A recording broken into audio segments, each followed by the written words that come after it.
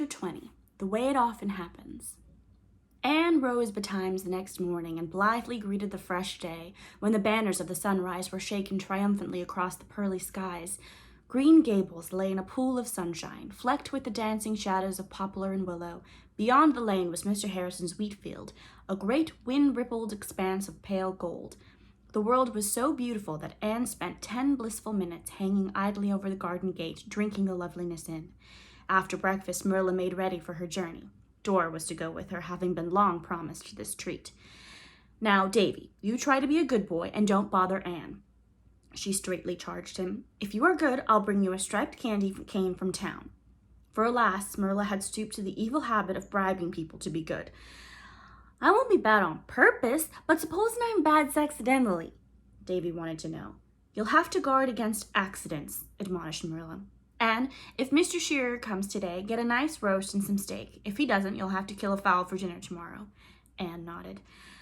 "I'm not going to bother cooking any dinner for just Davy and myself today," she said. "That cold ham bone will do for noon lunch, and I'll have some steak fried for you when you come home at night." "I'm going to help Mr. Harrison haul Dulce this morning," announced Davy. "He asked me to, and I guess he'll ask me to dinner too. Mr. Harrison is an awful kind man. He's a real sociable man. I hope I'll be like him when I grow up.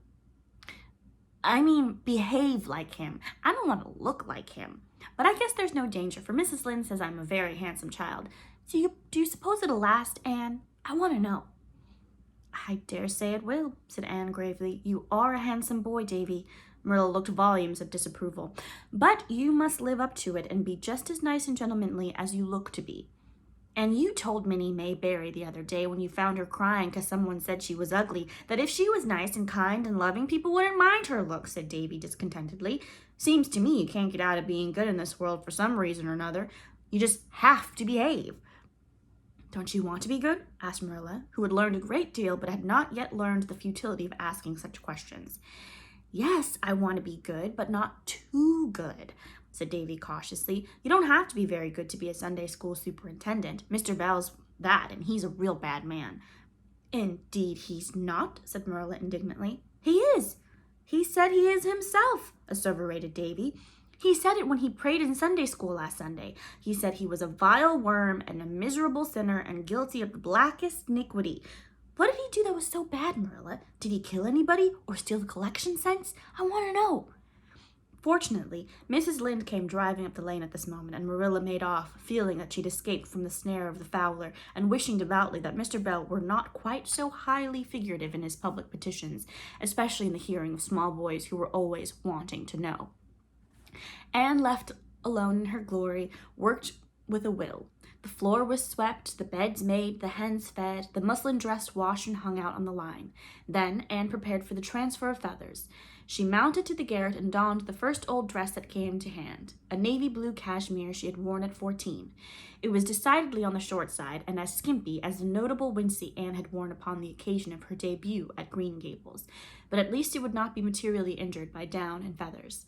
Anne completed her toilet by tying a big red and white spotted handkerchief that had belonged to Matthew over her head, and thus accoutred betook herself to the kitchen chamber, whither Marilla, before her departure, had helped her carry the feather bed. A cracked mirror hung by the chamber window, and in an unlucky moment Anne looked into it. There were those 7 freckles on her nose, more rampant than ever, or so it seemed in the glare of light from the unshaded window. "Oh, I forgot to rub that lotion on last night," she thought. "I'd better run down to the pantry and do it now." Anne had already suffered many things trying to remove those freckles.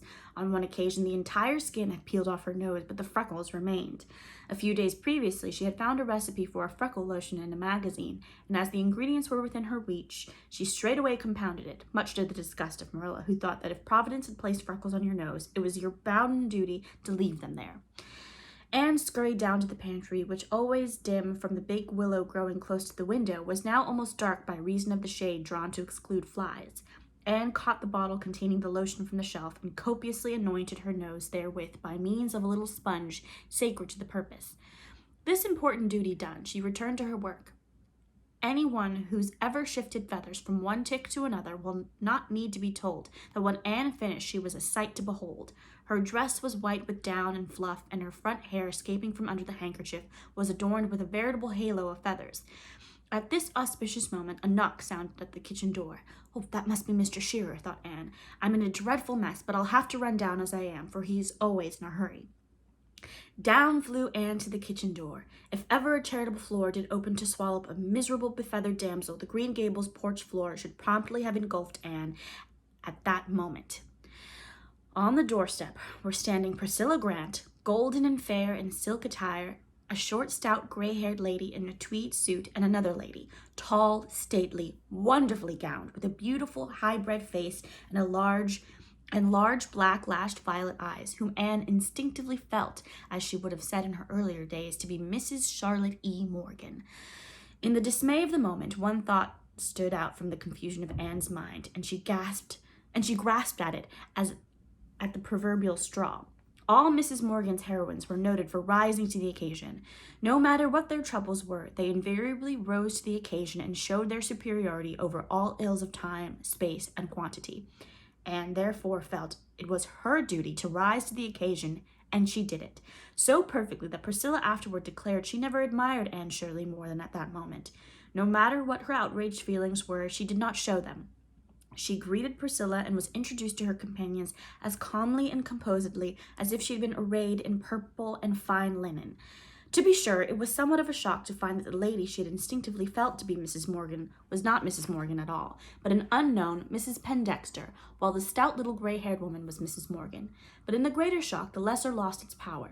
Anne ushered her guests to the spare room and thence into the parlor, where she left them while she hastened out to help Priscilla unharness her horse. It's dreadful to come upon you so unexpectedly at this, apologized Priscilla, but I did not know till last night that we were coming. Aunt Charlotte is going away Monday, and she had promised to spend today with a friend in town, but last night her friend telephoned her to not come because they were quarantined for scarlet fever. So I suggested we come here instead, for I knew you were longing to see her. We called at the White Sands Hotel and brought Mrs. Pendexter with us. She's a friend of Aunt's and lives in New York, and her husband is a millionaire. We can't stay very long, for Mrs. Pendexter has to be back at the hotel by 5 o'clock. Several times while they were putting away the horse, Anne caught Priscilla looking at her in a furtive, puzzled way. You needn't stare at me so, Anne thought, a little resentfully. If she doesn't know what it is to change a feather bed, she might imagine it.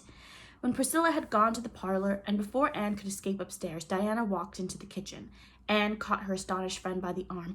Diana Barry, who do you suppose is in the parlor at this very moment? Mrs. Charlotte E. Morgan and a New York millionaire's wife. And here I am, like this, and not a thing in the house for dinner but a cold ham bone. Diana!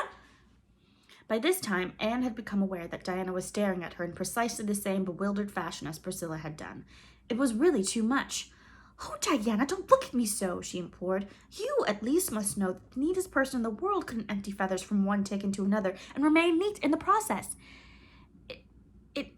It isn't the feathers, hesitated Diana. It's your nose, Anne. My nose? Oh, Diana, surely nothing has gone wrong with it. Anne rushed to the little looking-glass over the sink. One glance revealed the fatal truth. Her nose was a brilliant scarlet. Anne sat down on the sofa, her dauntless spirit subdued at last. What is the matter with it? Asked Diana, curiosity overcoming delicacy. I thought I was rubbing my freckle lotion on it, but I must have used that red dye Marilla has for marking the patterns on her rugs, was the despairing response. Oh, what shall I do? Wash it off, said Diana practically. Perhaps it won't wash off. First I dye my hair, then I dye my nose. Marilla cut my hair off when I dyed it, but that remedy would hardly be practical in this case. Well, this is another punishment for vanity, and I suppose I deserve it, though there's not much comfort in that. It is really almost enough to make one believe in ill luck, though Mrs. Lynde says there's no such thing because everything is foreordained. Fortunately, the dye washed off easily, and Anne, somewhat consoled, betook herself to the east gable while Diana ran home. Presently, Anne came down again, clothed and in her right mind. The muslin dress she had fondly hoped to wear was bobbing merrily about on the line outside, so she was forced to content herself with her black lawn. She had the fire on and the tea steeping when Diana returned. The latter wore her muslin, at least, and carried a covered platter in her hand. Mother sent you this, she said, lifting the cover and displaying a nicely carved and jointed chicken to Anne's grateful eyes. The chicken was supplemented by light new bread, excellent butter and cheese, Marilla's fruit cake, and a dish of preserved plums, floating in their golden syrup as in congealed summer sunshine. There was a big bowl full of pink and white asters also by way of decoration, yet the spread seemed very meager beside the elaborate one formerly prepared for Mrs. Morgan. Anne's hungry guests, however, did not seem to think anything was lacking, and they ate the simple viands with apparent enjoyment. But after the first few moments, Anne thought no more of what was or was not on her bill of fare. Mrs. Morgan's appearance might be somewhat disappointing, as even her loyal worshippers had been forced to admit to each other, but she proved to be a delightful conversationalist. She had traveled extensively and was an excellent storyteller. She had seen much of men and women and crystallized her experiences into witty little sentences and epigrams which made her hearers feel as if they were listening to one of the people in clever books. But under all her sparkle there was a strongly felt undercurrent of true womanly sympathy and kind-heartedness, which won affection as easily as her brilliancy won admiration. Nor did she monopolize the conversation. She could draw others out as skillfully and fully as she could talk herself, and Anne and Diana found themselves chattering freely to her. Mrs. Pendexter said little. She merely smiled with her lovely eyes and lips and ate chicken and fruit cake and preserves with such exquisite grace that she conveyed the impression of dining on ambrosia and honeydew. But then, as Anne said to Diana later on, anybody so divinely beautiful as Mrs. Pendexter didn't need to talk. It was enough for her to just look. After dinner, they all had a walk through Lover's Lane and Violet Vale and the Birch Path, then back through the haunted wood to the Dryad's Bubble, where they sat down and talked for a delightful last half-hour. Mrs. Morgan wanted to know how the haunted wood came by its name, and laughed until she cried when she heard the story and Anne's dramatic account of a certain memorable walk through it at the witching hour of twilight. "It has indeed been a feast of reason and flow of soul, hasn't it?" said Anne, when her guests had gone and she and Diana were alone again. "I don't know which I enjoyed more, listening to Mrs. Morgan or gazing at Mrs. Pendexter. I believe we had a nicer time than if we'd known they were coming and been cumbered with much serving. You must stay to tea with me, Diana, and we'll talk it all over." "Priscilla says Mrs. Pendexter's husband's sister is married to an English earl, and yet she took a second helping of the plum preserve," said Diana, as if the two facts were somehow incompatible. "I dare say even the English earl himself wouldn't have turned up his aristocratic nose at Marilla's plum preserve," said Anne proudly. Anne did not mention the misfortune which had befallen her nose when she related the day's history to Marilla that evening, but she took the bottle of freckle lotion and emptied it out the window. "I shall never try any beautifying messes again," she said, darkly resolute.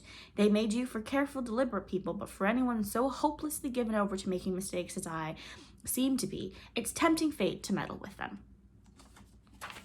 Chapter 21. Sweet Miss Lavendar. School opened and Anne returned to her work, with fewer theories but considerably more experience. She had several new pupils, 6- and 7-year-olds just venturing round-eyed into the world of wonder. Among them were Davy and Dora.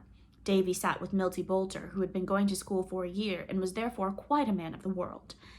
Dora had made a compact at Sunday school the previous Sunday to sit with Lily Sloane, but Lily Sloane not coming the first day, she was temporarily assigned to Mirabel Cotton, who was 10 years old and therefore, in Dora's eyes, one of the big girls.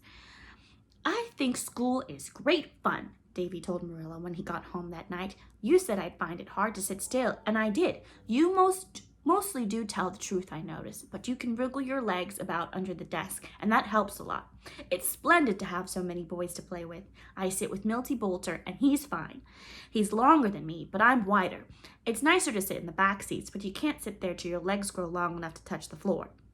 Milty drawed a picture of Anne on his slate, and it was awful ugly, and I told him if he made pictures of Anne like that, I'd lick him at recess.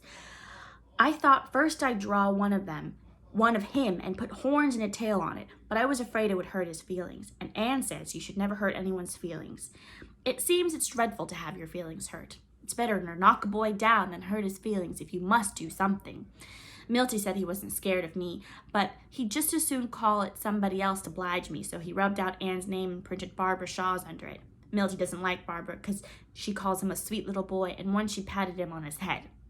Dora said primly that she liked school, but she was very quiet even for her, and when at twilight Marilla bade her go upstairs to bed, she hesitated and began to cry. I'm frightened," she sobbed. I don't want to go upstairs alone in the dark." "What notion have you got into your head now?" demanded Marilla. "I'm sure you've gone to bed alone all summer and never been frightened before." Dora still continued to cry, so Anne picked her up, cuddled her sympathetically, and whispered, Tell Anne all about it, sweetheart. What are you frightened of? Of of Mirabel Cotton's uncle, sobbed Dora. Mirabel Cotton told me all about her family today in school. Nearly everybody in her family has died. All her grandfathers and grandmothers and ever so many uncles and aunts. They have a habit of dying, says.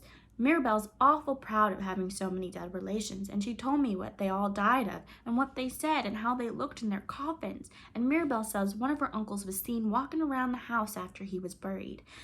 Her mother saw him. I don't mind the rest so much, but I can't help thinking about that uncle.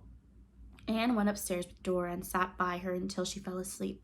The next day, Mirabel Cotton was kept in at recess and gently but firmly given to understand that when you were so unfortunate as to possess an uncle who persisted in walking about houses after he'd been decently interred, it was not in good taste to talk about that eccentric gentleman to your deskmate of tender years. Mirabel thought this very harsh. The Cottons had not much to boast of. How was she to keep up her prestige among her schoolmates if she was forbidden to make capital out of the family ghost? September slipped by into a golden crimson graciousness of October. One Friday evening, Diana came over. I had a letter from Ella Kimball today, Anne, and she wants us to go over to tea tomorrow afternoon to meet her cousin, Irene Trent, from town. But we can't get one of our horses to go, for they'll all be in use tomorrow, and your pony is lame, so I suppose we can't go. Why can't we walk? Suggested Anne. If we go straight back through the woods, we'll strike the West Grafton Road not far from the Kimball place. I was through that way last winter, and I know the road. It's no more than 4 miles, and we won't have to walk home, for Oliver Kimball will be sure to drive us. He'll be only too glad of the excuse, for he goes to see Carrie Sloane, and they say his father will hardly ever let him have a horse. It was accordingly arranged that they should walk, and the following afternoon they set out, going by way of Lover's Lane to the back of the Cuthberts' farm, where they found a road leading into the heart of acres of glimmering beech and maple woods, which were all in a wondrous glow of flame and gold, lying in a great purple stillness and peace.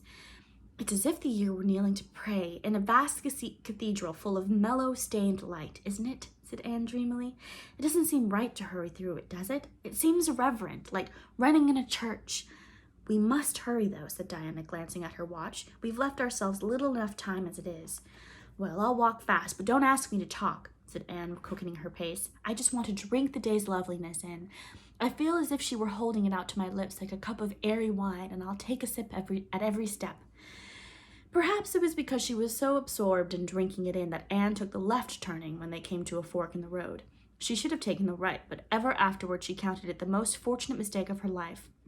They came out finally to a lonely, grassy road with nothing in sight along it but ranks of spruce and saplings. Why, where are we? Exclaimed Diana in bewilderment. This isn't the West Grafton Road. No, it's the Baseline Road in Middle Grafton, said Anne rather shamefacedly. I must have taken the wrong turning at the fork. I don't know where we are exactly, but we must be all of 3 miles from Kimball still. Then we can't get there by 5, for it's 4:30 now, said Diana with a despairing look at her watch. We'll arrive after they had their tea, and they'll have all the bother of getting ours over again. We'd better turn back and go home, suggested Anne humbly, but Diana, after consideration, vetoed this. No, we may as well go and spend the evening since we have come this far. A few yards further on, the girls came to a place where the road forked again. Which of these do we take? Asked Diana dubiously. Anne shook her head. I don't know, and we can't afford to make any more mistakes. Here is a gate and a lane leading right into the wood. There must be a house at the other side. Let us go down and inquire. What a romantic old lane this is, said Diana as they walked along its twists and turns. It ran under patriarchal old firs whose branches met above, creating a perpetual gloom in which nothing except moss could grow. On either hand were brown wood floors, crossed here and there by fallen lances of sunlight. All was very still and remote, as if the world and the cares of the world were far away. I feel as if we were walking through an enchanted forest, said Anne in a hushed tone. Do you suppose we'll ever find our way back to the real world again, Diana? We shall presently come to a palace with a spellbound princess in it, I think. Around the next turn they came in sight, not indeed of a palace, but of a little house almost as surprising as a palace would have been in this province of conventional wooden farmhouses, all as much alike in general characteristics as if they had grown from the same seed. Anne stopped short in rapture, and Diana exclaimed, Oh, I know where we are now. That is a little stone house where Miss Lavender Lewis lives. Echo Lodge, she calls it, I think. I've often heard of it, but I've never seen it before. Isn't it a romantic spot? It's the sweetest, prettiest place I ever saw or imagined, said Anne delightedly. It looks like a bit of the story or book or a dream.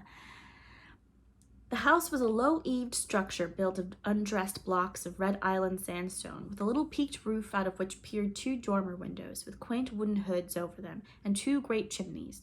The whole house was covered with a luxuriant growth of ivy, finding easy foothold on the rough stonework and turned by autumn frosts to most beautiful bronze and wine-red tints. Before the house was an oblong garden in which the lane gate where the girls were standing opened. The house bounded it on one side. On the three others it was enclosed by an old stone dike, so overgrown with moss and grass and ferns that it looked like a high green bank. On the right and left, the tall, dark spruces spread their palm-like branches over it, but below it was a little meadow, green with clover aftermath, sloping down to the blue loop of the Grafton River. No other house or clearing was in sight, nothing but hills and valleys covered with feathery young firs. I wonder what sort of person Miss Lewis is, speculated Diana as they opened the gate into the garden. They say she's very peculiar. She'll be interesting then, said Anne decidedly. Peculiar people are always that, at least. Whatever else they are or are not. Didn't I tell you we would come to an enchanted palace? I knew the elves had woven magic over that lane for nothing. But Miss Lavender Lewis is hardly a spellbound princess, laughed Diana. She's an old maid. She's 45 and quite gray, I've heard. Oh, that's only part of the spell, asserted Anne confidently. At heart, she's young and beautiful still, and if we only knew how to unloose the spell, she would step forth radiant and fair again. But we don't know how. It's always and only the prince who knows that, and Miss Lavender's prince hasn't come yet. Perhaps some fatal mischance has befallen him, though that's against the law of all fairy tales. I'm afraid he came long ago and went away again, said Diana. They say she used to be engaged to Stephen Irving, Paul's father, when they were young, but they quarreled and parted. Hush, warned Anne. The door is open. The girls paused in the porch under the tendrils of ivy and knocked at the open door. There was a patter of steps inside, and a rather odd little personage presented herself. A girl of about 14 with a freckled face and snub nose, a mouth so wide that it did really seem as if it stretched from ear to ear, and two long braids of fair hair tied with two enormous bows of blue ribbons. Is Miss Lewis at home? Asked Diana. Yes, ma'am. Come in, ma'am. This way, ma'am. And sit down, ma'am. I'll tell Miss Lavender you're here, ma'am. She's upstairs, ma'am. With this, the small handmaiden whisked out of sight, and the girls, left alone, looked about them with delighted eyes. The interior of this wonderful little house was quite as interesting as its exterior.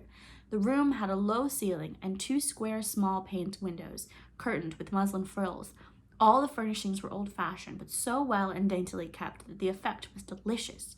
But it must be candidly admitted that the most attractive feature to two healthy girls who had just tramped 4 miles through autumn air was a table set out with pale blue china and laden with delicacies, while the little golden-hued ferns scattered over the cloth gave it what Anne would have termed a festal air. Miss Lavender must be expecting company to tea, she whispered. There are 6 places set, but what a funny little girl she has. She looked like a messenger from Pixieland. I suppose she could have told us the road, but I was curious to see Miss Lavender. Shh, shh, she's coming. And with that, Miss Lavender Lewis was standing in the doorway.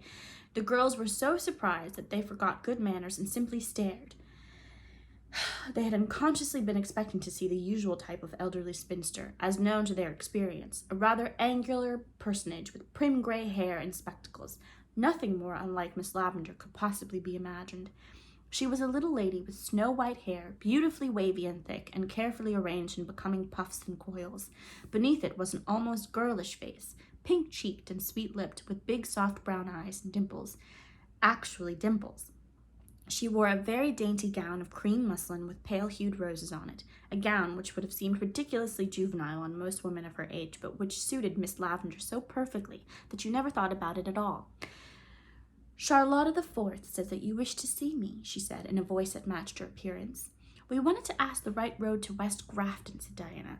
We are invited to tea at Mr. Kimball's, but we took the wrong path coming through the woods and came out to the base line instead of the West Grafton road.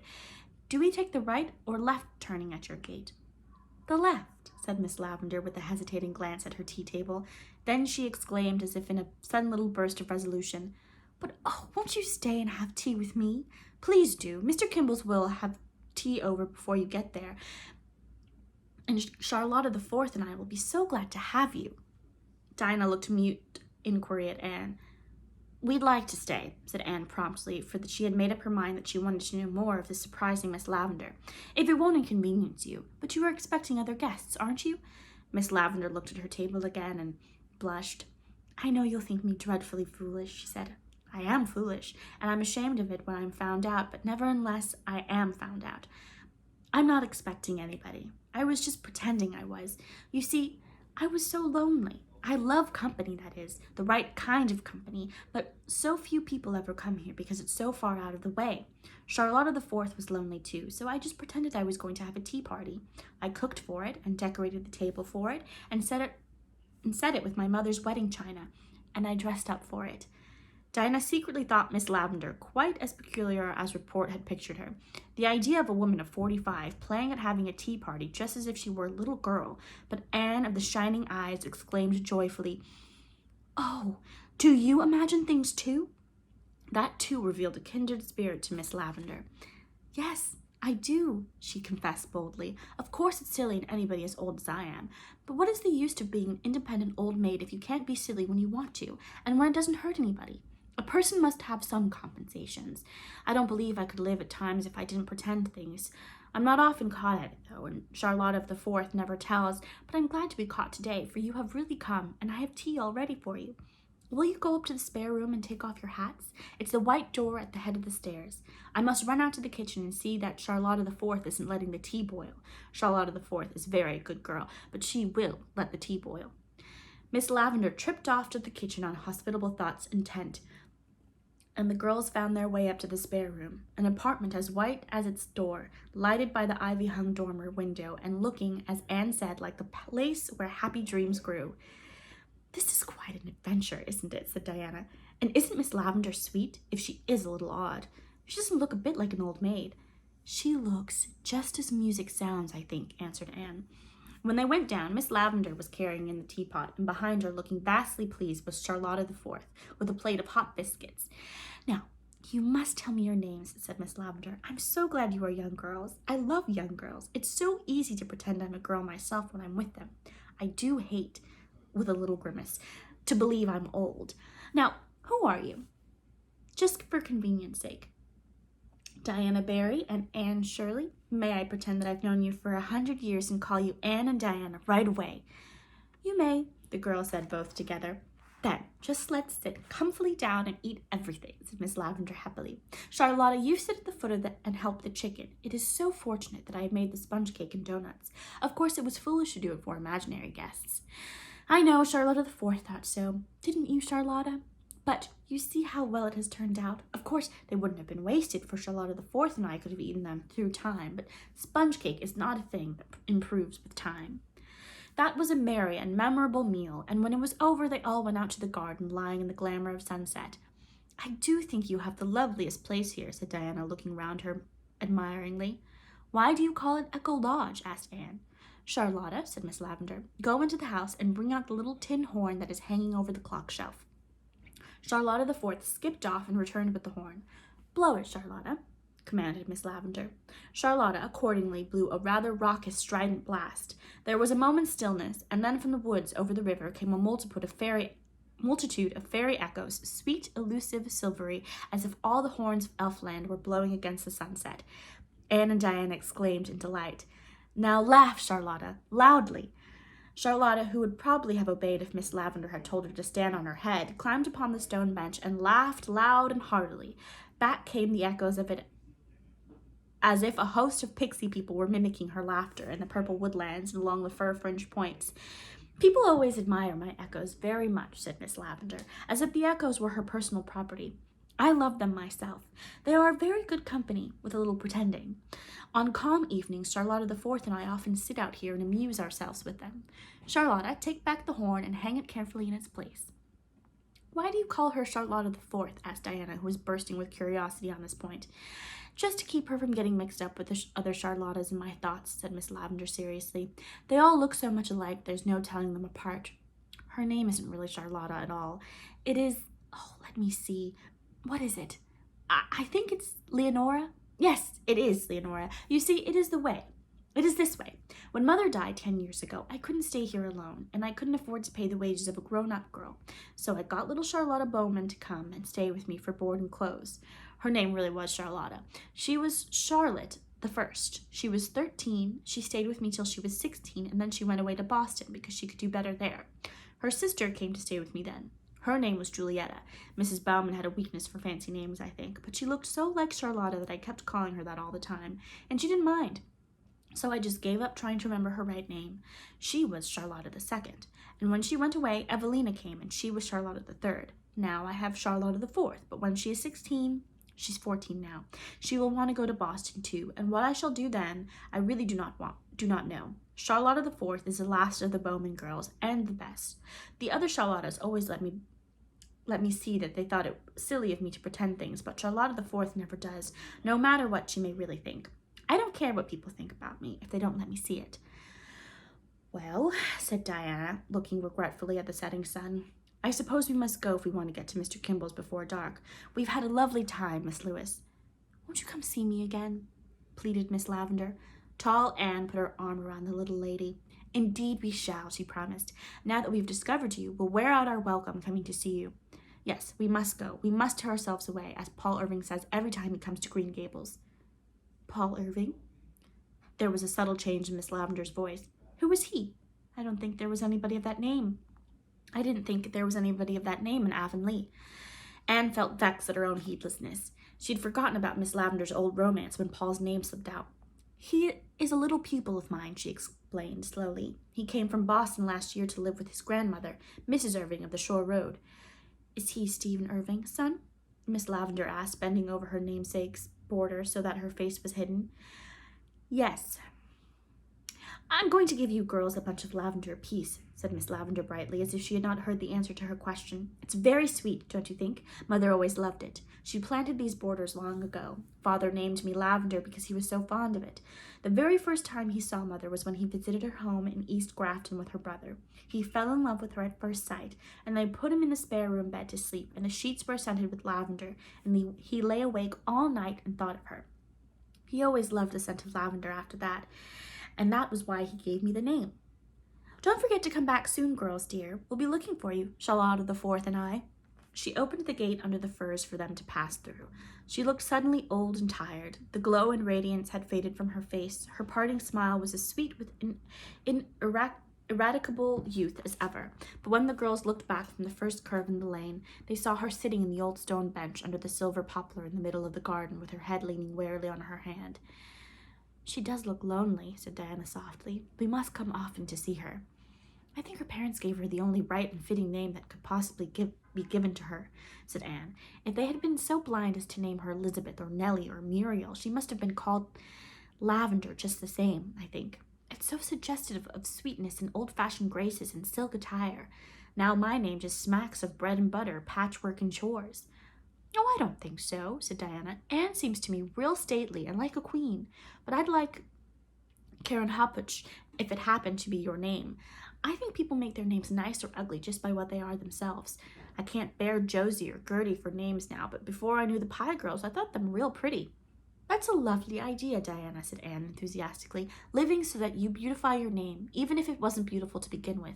Making it stand in people's thoughts for something so lovely and pleasant that they never think of it by itself. Thank you, Diana.